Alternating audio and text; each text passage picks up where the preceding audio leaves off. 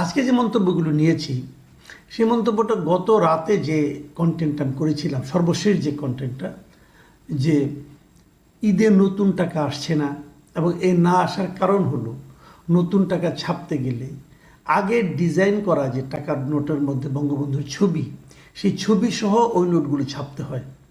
অতএব তারা এগুলো ছাপবে না। অথচ নতুন টাকার কিন্তু প্রয়োজন আছে।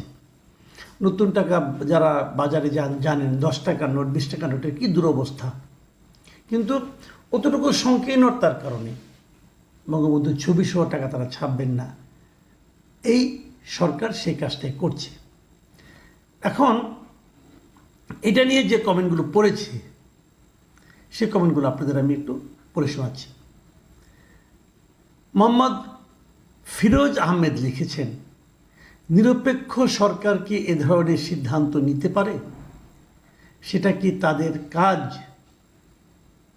এই প্রশ্নটা উনি করেছেন এবং যে কথাটা একটু আগে আমিও বললাম যে একটা নিরপেক্ষ সরকার এ ধরনের কাজ করতে পারে কিনা। কারণ এটা তো একটা রাজনৈতিক সিদ্ধান্তের মতো কিন্তু হয়ে গেল যে একটা পলিটিক্যাল পার্টি লিডারের ছবি, অথবা উনি যেহেতু একটা রাজনৈতিক দলের সঙ্গে সম্পৃক্ত ছিলেন এবং সেই দলটার তার উত্তরসূরি হিসাবে তার কন্যা এসে সেই দলটাকে একটা স্বৈরাচারী সরকারে শাসন করেছিল, সে তার সমালোচনা করতে যে ওটাকে বাদ দিলেন আপনি। এটা তো একটা রাজনৈতিক সিদ্ধান্ত। এক নিরপেক্ষ সরকার এই কাজটা করতে পারে? এই প্রশ্নটা করেছেন মিস্টার ফিরোজ আহমেদ।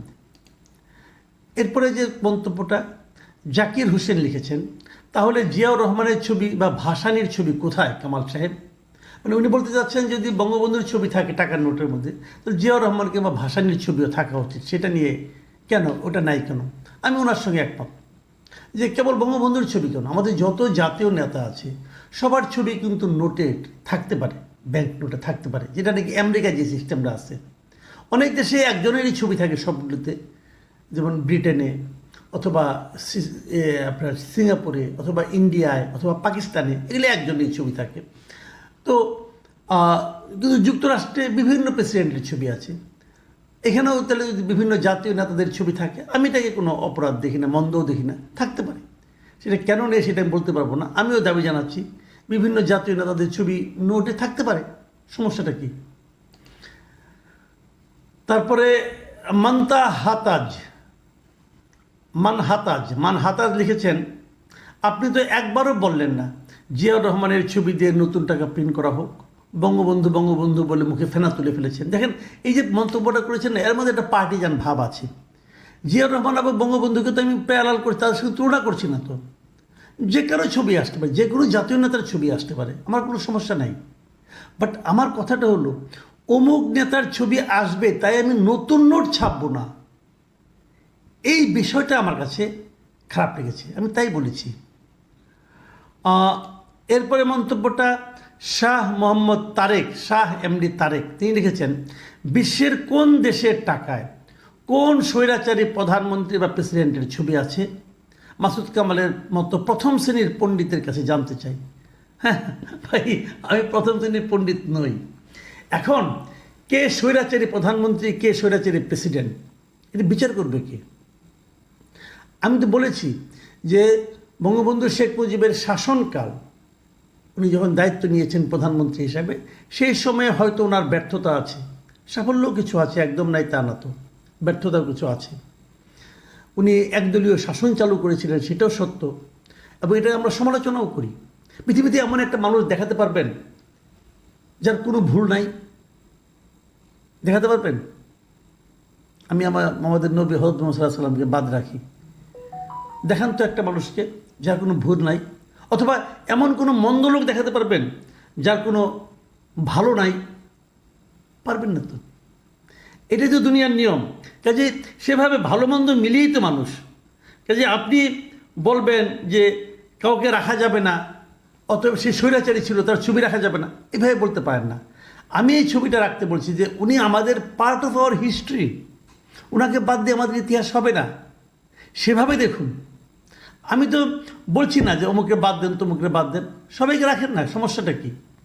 মোহাম্মদ সেলিম লিখেছেন, মুজিবের নাম টাকার মধ্যে থাকাটা 90% মানুষ পছন্দ করে না। আপনি এটা নিয়ে কোনো কথা বলেন, কেন কথা বলেন? যে 90% মানুষ যে পছন্দ করেন, আপনি কী করে বলতেন ভাই? আপনারা মাপলেন কোথায়? গণভোট করছেন? কীভাবে বলেন আপনি আমি তো পছন্দ করি? তাহলে এত দ্রুত সিদ্ধান্ত দেন না আপনি, এটাই সমস্যা। অনেকে বলে জনগণ এটা চায়, জনগণের দায়িত্ব আপনি কীভাবে নিচ্ছেন? আপনি আপনার কথা বলেন, আপনি পছন্দ করেন না, আমি পছন্দ করি, ঠিক আছে, এটা নিয়ে আমরা একটা জরিপ করবো, দেখি ছবিটাকে পছন্দ করে কি করে না, দেখা যাবে কি হয়। আয়েশা সিদ্দিকা লিখেছেন, আপনি সব দিকে মারেন, মানে উনি বলছেন যে আমি আসলে সব দলেরই কম বেশি সমালোচনা করি, আওয়ামী লীগেরও করি, বিএনপিরও করি, জামাতেরও করি। হ্যাঁ, এটা করি আমি আসলেই সব দিকে মারি। আমি তো কোনো দল করি না ভাই, কাজে কোনো দলের প্রতি আমার কোনো প্রেমও নাই, কোনো দলের প্রতি আমার কোনো ঘৃণাও নাই। আমি আসলে সব দিকেই বলি, কারণ আমি যখন যার দোষ পাই সেটা নিয়ে আলোচনা করি, যখন যার ভালো পাই সেটা নিয়ে প্রশংসা করি। আমার তো কাজই এটা, এবং প্রত্যেকটা সাংবাদিকের এই কাজ হওয়া উচিত। এই কাজ না করে সাংবাদিকরা বিশেষ কোনো দলের যখন নাকি অনুগত হয়ে যান তখনই তো সমস্যাটা হয়। আমি সেরকম করি না ভাই। বিলেভার লিখেছেন, একজন বঙ্গবন্ধুকে উপরে ওঠাতে যেয়ে নিচে নামিয়েছে, আর এরা নিশ্চিহ্ন করতে যেয়ে বঙ্গবন্ধুকে আরও উঁচুতে উঠাচ্ছে। এই ভদ্রলোকের সঙ্গে আমি সম্পূর্ণ একমত। শেখ হাসিনা যে কাজটা করেছিল, বঙ্গবন্ধুকে সবার উপরে ওঠাতে যেয়ে বঙ্গবন্ধুকে আসলে নিচে নামিয়ে ফেলেছিল, আর বর্তমানের এরা বঙ্গবন্ধুকে একদম নিচে নামিয়ে ফেলতে যেয়ে বঙ্গবন্ধুকে উপরে উঠাচ্ছে। আমি আপনার সঙ্গে একমত। ধন্যবাদ মিস্টার বিলিভার। এরপরে মন্তব্যটা করেছেন বিনোদ মজুমদার। তিনি লিখেছেন, স্যার এজন্যই আপনাকে এত ভালো লাগে। আওয়ামী লীগ, বিএনপি, জামাত নেই, সব দলের দুষ্গুণ তুলে ধরেন, সব সময় সত্য কথা বলেন। আমার প্রশংসা করেছে, ভালোই লাগলো প্রশংসা শুনতে, আপনাকে ধন্যবাদ। তামজিদ রহমান লিখেছেন, কোথায় গান্ধী আর কোথায় শেখ মুজিব, কার সাথে কার তুলনা করেন? উনি একজন অত্যন্ত কন্ট্রোভার্সিয়াল নেতা, উনি এককভাবে জাতির জনক নন, এটা আপনার একান্ত ব্যক্তিগত মতামত, দেশ আর জাতির উপর এটা চালিয়ে দেওয়ার চেষ্টা করবেন না। দেখুন, আমি আপনাকে একটা কথা বলি, গান্ধী এবং শেখ মুজিবের সঙ্গে আমি তুলনা করিনি। উনি এক ধরনের নেতা, ইনি আরেক ধরনের নেতা। গান্ধীর সমস্ত কিছুকে সবাই পছন্দ করতো, তাহলে ওনাকে স্বাধীনতার মাত্র 1 বছরের মাথায় গুলি খেয়ে মরতে হলো কেন? যে গুলি করেছিলেন তিনি ওনার কর্মকাণ্ডকে পছন্দ করতেন? করতেন না তো। এবং যিনি ওকে গুলি করে মেরেছিলেন নথুরাম গডসে, এবং তার যে মতবাদ, সেই মতবাদের লোকের জন্য তখন বিজেপি করেন। তাহলে এরাও তো বিজেপি কি গান্ধীর মতবাদকে পছন্দ করেন? করেন না তো। কংগ্রেসের মতবাদকে পছন্দ করেন বিজেপি? করেন না তো। কিন্তু তারা মনে করেছে যে সে আমাদের অনুসারী না, দেশের স্বাধীনতা যুদ্ধের সময় এই লোকটা একটা ভূমিকা ছিল, সেই জন্য তারা তাকে ওই ইতিহাসটাকে ধরে রাখতে চেয়েছে। আমিও সেই কথাটাই বলেছি। বঙ্গবন্ধুর অনেক ভুল ছিল, কিন্তু আমাদের স্বাধীনতা যুদ্ধ, আমাদের স্বাধীনতা, আমাদের এই দেশের সবচেয়ে বড় প্রাপ্তিটা কি? স্বাধীনতা প্রাপ্তি। সেই স্বাধীনতা প্রাপ্তির সঙ্গে যে লোকটার নাম অঙ্গাঙ্গিভাবে জড়িত, তাকে আপনি ফু দিয়ে উড়িয়ে দেবেন? তাকে আপনি ঘৃণা করবেন? একমাত্র এই স্বাধীনতা যুদ্ধে তারা বিরোধিতা করেছে, কেবল তারাই এটা পারবে, আর কেউ পারবে না। আর আপনি কি ওই স্বাধীনতার বিরোধিতাকারীদের মধ্যে নাম লেখাতে চান? আর আমি আমার ব্যক্তিগত মতামত জাতির উপর চাপিয়ে দিচ্ছি না, আমি আমার ব্যক্তিগত মতামতই বলছি। জাতি পছন্দ হলে নেবে, না হলে নেবে না, যেমন আপনি নেননি, কোনো সমস্যা নাই। আপনি এই যে না নেওয়াটাকে আমি শ্রদ্ধা করি। তারপরে লিখেছেন মাহবুব আলম, তিনি লিখেছেন, বাকশাল প্রতিষ্ঠার মহানায়কের নামটা কি বলবেন দয়া করে? বাকশাল আর ফ্যাসিবাদের তুলনামূলক আলোচনা করবেন কি? এত কথা বলেন, এটা আলোচনা করুন। আচ্ছা, আলোচনা করি, শুনেন আপনি। সব আলোচনা তো করা যাবে না, অনেক বিরাট।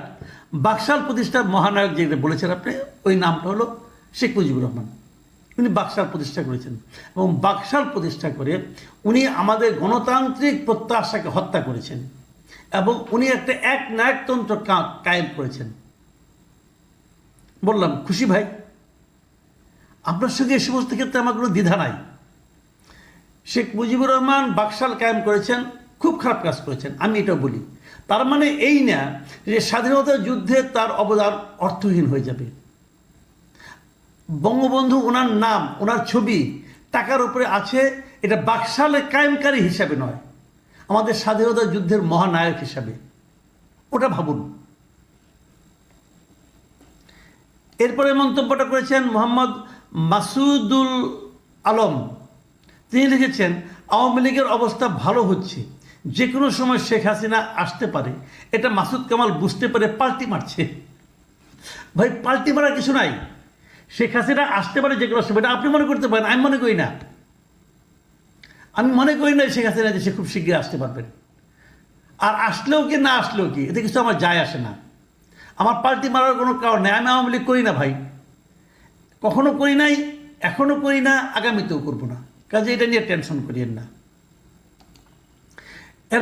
এরপরের মন্তব্যটা করেছেন মোহাম্মদ জাকির হুসাইন। তিনি লিখেছেন, ইসলামের কথা বলে, খিলাফতের কথা বলে, আচ্ছা ইসলামকে হিংসা ও ঘৃণা শিক্ষা দেয়?